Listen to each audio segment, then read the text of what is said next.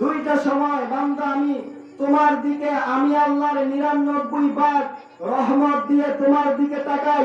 একটা সময় হলো যখন আমি আল্লাহর নিয়ম নীতি মেনে আমার রাসূলের অনুসরণের মাধ্যমে আমি আল্লাহকে তুমি সেজদা দাও, আমি আল্লাহর কুদরতি কদমে সেজদা দাও, এই একটা সময়।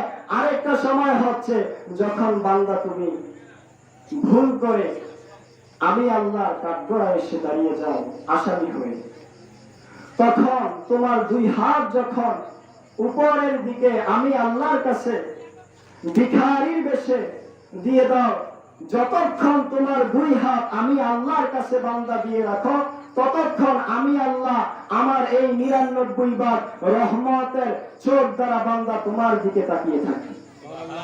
এক ভাগে দুনিয়ার মানুষকে দেওয়ার কারণে মা নিজের জীবনকে বিসর্জন করে দেয় সন্তানের ভালোবাসার কাছে, আর এক ভাগের পাওয়ার যদি এমন হয়, বাকি 99 বার রহমতের পাওয়ার কেমন হবে?